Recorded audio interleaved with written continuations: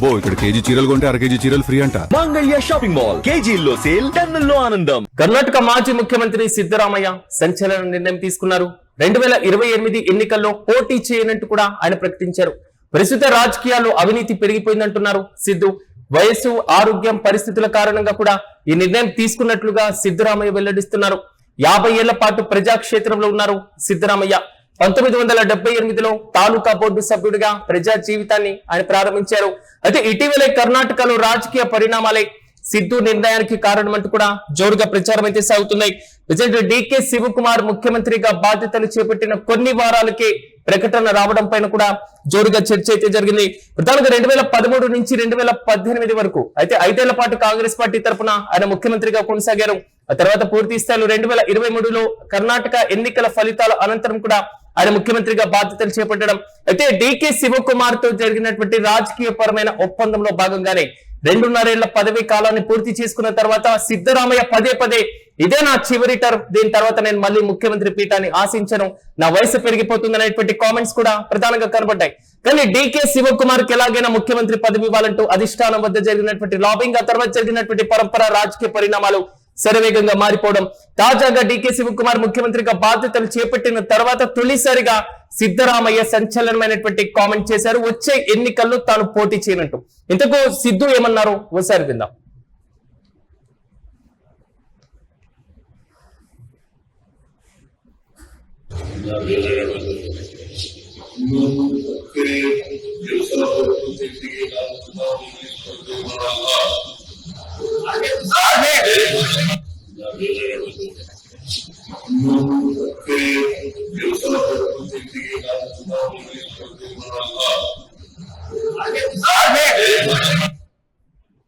ఇది వచ్చే ఎన్నికల్లో తాను పోటీ చేయనని ప్రకటించిన వెంటనే అక్కడ ఉన్నటువంటి కార్యకర్తల దగ్గర ఒక్కసారిగా నినాదాలు జరుగుతున్నటువంటి వైనం కూడా మనం చూసాం. ఇదే అంశంపై మరింత సమాచారం మా ప్రతినిధి వెంకట్ అడిగి తెలుసుకుందాం. వెంకట్, చెప్పండి, సిద్ధరామయ్య చెప్తున్న ప్రధానమైనటువంటి కారణాలు. 1, అవినీతి పెరిగిపోయింది. 2, వయస్సు, ఆరోగ్యం రీత్యా నేను పోటీ చేయనటువంటి అంశాలు. కర్ణాటక మాజీ ముఖ్యమంత్రి సిద్ధరామయ్య తాజాగా చేసినటువంటి వ్యాఖ్యలు మాత్రం కొంతవరకు కలకలం రేపుతున్నాయి. మరి ముఖ్యంగా కాంగ్రెస్ పార్టీని అధికారంలో తీసుకురావడంలో సిద్ధరామయ్యతో పాటుగా ఆయనకు ఉన్నటువంటి సామాజిక వర్గం కీలకంగా ప్రభావితమైనటువంటి అంశం. కర్ణాటకలో కాంగ్రెస్ పార్టీ 2023 ఎన్నికల్లో అధికారంలోకి రావడానికి డీకే అదేవిధంగా సిద్ధు వీరిద్దరు కూడా జాయింట్ గా వీరిద్దరు పూర్తి స్థాయిలో ప్రజాక్షేత్రంలోకి వెళ్ళినటువంటి వైనాన్ని కూడా మనం చూసాం.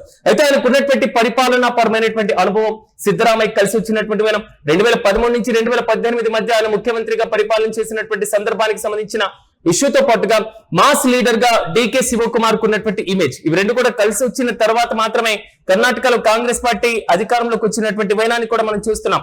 సో దీన్ని బట్టి ఒక్కసారి మనం అర్థం చేసుకోవచ్చు. తాజాగా సిద్ధు కామెంట్స్ తర్వాత ఆయన చెప్తున్నటువంటి ప్రధానమైనటువంటి రీజన్, నేను వచ్చే ఎన్నికల్లో పోటీ చేయను. ఆయన ప్రధానంగా 2 అంశాలను ప్రస్తావిస్తున్నారు. 1, ప్రస్తుత రాజకీయాల్లో ప్రస్తుత పరిస్థితుల్లో మితిమీరినటువంటి అవినీతి, ఈ మొత్తం కూడా నాకు కీలకంగా మారబోతున్నాయి. వయసు, ఆరోగ్యం అనేటువంటి ఇష్యూ కూడా. ఇక ఇదే అంశంపై మరింత సమాచారం మా ప్రతినిధి వెంకట్ అందిస్తారు.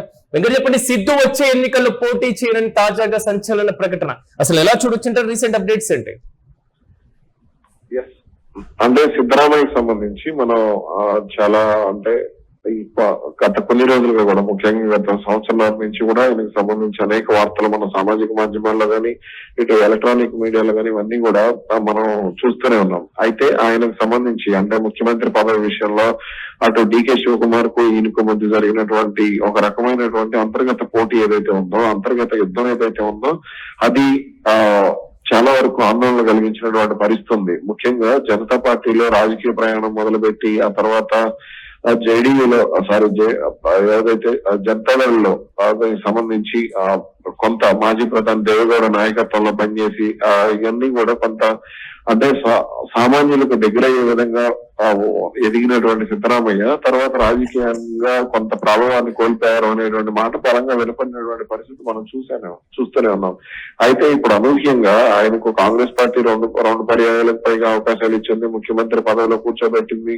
అయినప్పటికీ కూడా సిద్ధరామయ్య కాంగ్రెస్ పార్టీ విషయంలో కొంత అసంతృప్తిగా ఉన్నారు. ముఖ్యంగా కాంగ్రెస్ పార్టీ నాయకత్వానికి సంబంధించి, రాష్ట్ర నాయకత్వానికి సంబంధించి ఆయన విషయంలో సానుకూలమైనటువంటి అభిప్రాయాలు లేవు అనేటువంటి మాట వినపడటం, అదే విధంగా డీకే శివకుమార్ విషయంలో కాంగ్రెస్ పార్టీ చాలా సానుకూలంగా వ్యవహరించడం, అంటే భవిష్యత్తును దృష్టిలో పెట్టుకుని ఇటు ఆర్థిక పరంగా కూడా పార్టీకి అండగా నిలబడేటువంటి నాయకత్వం కావాలి అనేటువంటి ఆలోచనలో భాగంగా డీకే శివకుమార్ ను ముందుండి నడిపించడం, ఇవన్నీ కూడా చేస్తూ వచ్చింది. ఈ క్రమంలో ఆయనకు ముఖ్యమంత్రి పదవిని కూడా కాంగ్రెస్ పార్టీ అధిష్టానం కట్టబెట్టడం జరిగింది. అయితే ఇప్పుడు సిద్ధరామయ్యకి సంబంధించి కనుక చూసుకుంటే ఇక తాను వచ్చే ఎన్నికల్లో పోటీ చేసేటువంటి ఆలోచన లేదని, వచ్చే ఎన్నికలకు సంబంధించి అంటే ప్రస్తుతం ఉన్నటువంటి రాజకీయాల్లో అవినీతి గురించి మాట్లాడుకోవడం ఎంత తక్కువ అయితే అంత మంచిది కాబట్టి, కానీ ఇంకా అవినీతి ఇవన్నీ కూడా ఎక్కువైపోయాయంటూ కూడా ఆయన మాట్లాడటం, అదే విధంగా కొంత అంటే ఇప్పుడు ప్రస్తుత రాజకీయాలకు సంబంధించి ఆయన అంటే పాతతరం రాజకీయ నాయకుడిగా, సాంప్రదాయ రాజకీయ నాయకుడిగా కొంత ఆయనకు పేరుంది. కానీ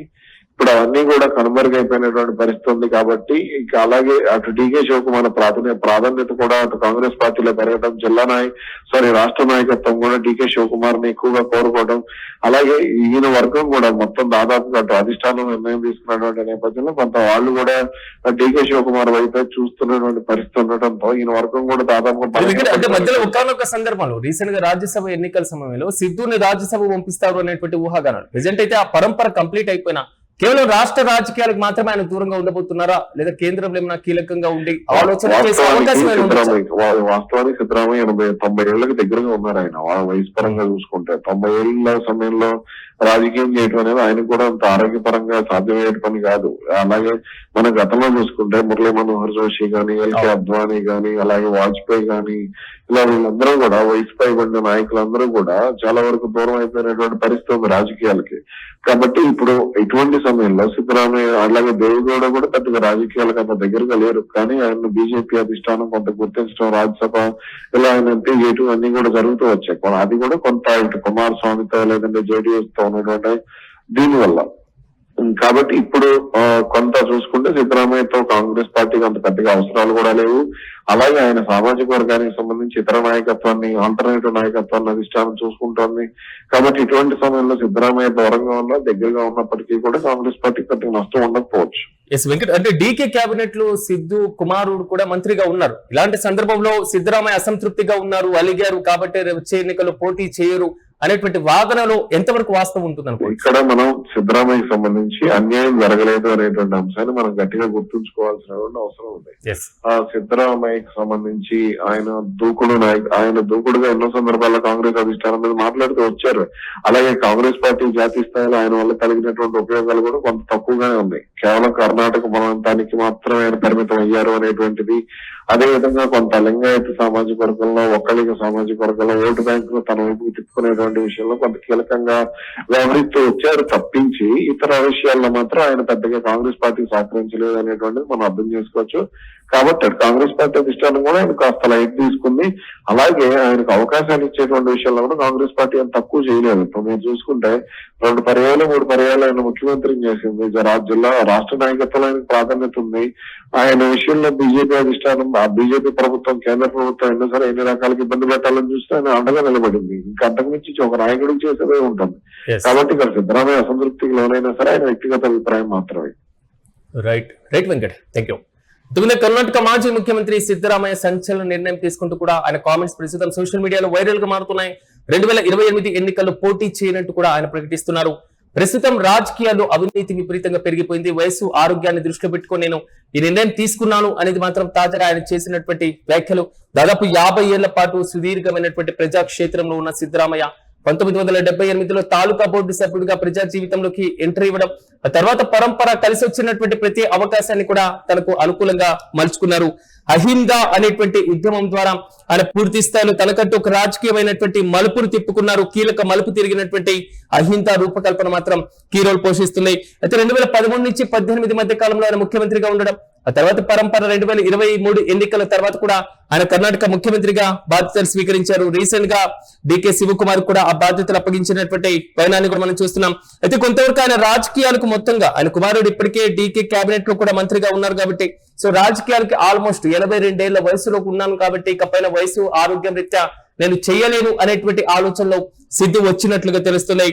ఈ 2028 ఎన్నికల నుంచి తప్పుకోవడం, క్రియాశీలక రాజకీయాల్లో ప్రస్తుతమైతే కొనసాగేటువంటి పార్టీ సీనియర్ నాయకుడిగా కొనసాగుతారా లేదా అనేటువంటి కొత్త చర్చ కూడా కొనసాగుతున్నా, ఇప్పటికే కాంగ్రెస్ వర్కింగ్ కమిటీకి సంబంధించినటువంటి సభ్యుడిగా ఉన్నారు. జాతీయ స్థాయిలో, రాష్ట్ర స్థాయిలో పార్టీకి మార్గదర్శకత్వం వహించేటువంటి బాధ్యతల్లోనే నేను పరిమితం అవుతాను అనేటువంటి ధోరణిలో కూడా ఉండేటువంటి అవకాశాలు అయితే చాలా స్పష్టంగా కనబడుతున్నాయి. దీంతో పాటుగా వెనుకబడిన వర్గాలు, దళితులు, అల్పసంఖ్యాకులు, అహింసాకు సంబంధించినటువంటి కొంతవరకు సామాజిక న్యాయం కోసం, ప్రజా సమస్యల కోసం నిరంతరం గలం విప్పుతూనే తనకంటూ ఒక ప్రత్యేకమైనటువంటి స్థానాన్ని రాష్ట్ర రాజకీయాల్లో తెచ్చుకున్నారు. ఇప్పుడు డీకే ఎంపిక, డీకేకు ముఖ్యమంత్రిగా బాధ్యతలు స్వీకరించడం ద్వారా కాంగ్రెస్ పార్టీ కూడా భవిష్యత్తు రాజకీయ పరిణామాలు, భవిష్యత్తులో కాంగ్రెస్ పార్టీకి అవసరమైనటువంటి నాయకత్వం కోసం మాత్రమే ఆ నిర్ణయం తీసుకుంది. కానీ డీకే అలిగారు, అదే సిద్ధరామయ్య అలిగారా, అసంతృప్తితో ఉన్నారా అంటే మొత్తాన్ని పక్కన పెట్టేసి కేవలం వయసు, ఆరోగ్యం, అదేవిధంగా సుదీర్ఘమైనటువంటి రాజకీయ అనుభవాన్ని దృష్టిలో పెట్టుకొని మాత్రమే అవినీతి రాజకీయాలకు దూరంగా ఉండాలి అనేటువంటి ఆలోచన మాత్రమే 2028 ఎన్నికల్లో తాను పోటీకి నిరాకరిస్తున్నట్లుగా ఆయన చెప్పకనే చెప్తున్నారు. చూడాలి కర్ణాటక వచ్చేటువంటి ఎన్నికల్లో దీని ప్రభావం ఎలా ఉండబోతుంది, అప్పటికే సిద్ధరామయ్య ఏ విధంగా ముందరకు వెళ్ళబోతున్నారు, దీంతో పాటుగా భవిష్యత్తు రాజకీయ పరమైనటువంటి కార్యక్రమాల్లో ఆయన ఎంతవరకు పార్టిసిపేట్ చేసేటువంటి అవకాశం కనబడుతుంది అనేటువంటి కొత్త చర్చ ఇప్పుడు కన్నడ రాజకీయాల్లో కనబడుతుంది.